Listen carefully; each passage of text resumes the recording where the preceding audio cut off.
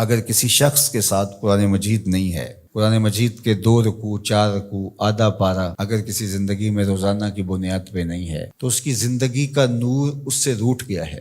گر تو می خواہی مسلمان زیستن نیست ممکن جز بقرآن زیستن، اگر تو مسلمان بن کے جینا چاہتا ہے تو قرآن کے بغیر ایک لمحہ بھی نہیں جی سکتا۔ تو قرآن کو اپنی زندگی میں اس طرح داخل کر لیجئے گا کہ اٹھتے بیٹھتے چلتے پھرتے تمہارے ساتھ قرآن کی تعلیمات جڑی ہوں، کوئی دن قرآن مجید کی تلاوت سے خالی نہ ہو۔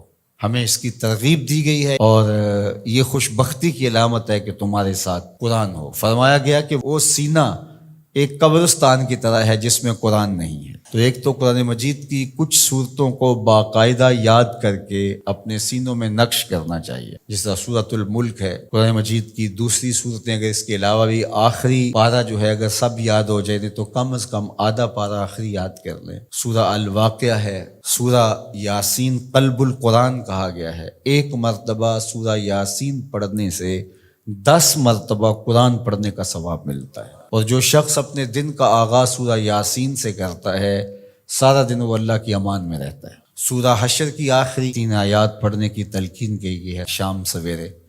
جو شخص صبح کو پڑھ لیتا ہے سارا دن امان میں رہتا ہے، اور اگر وہ فوت ہو جائے تو زمرہ شہداء میں لکھا جائے گا۔ اور جو شام کو پڑھ لے ساری رات اللہ کی امان میں رہتا ہے، فرشتے دعائیں کرتے رہتے ہیں، اور اگر وہ فوت ہو جائے تو نام زمرہ شہداء میں لکھ دیا جاتا ہے۔ جمعہ کے دن سورہ کہف پڑھنے کی تلقین کی گئی ہے کہ ہر جمعۃ المبارک کو سورہ کہف کی تلاوت کرو۔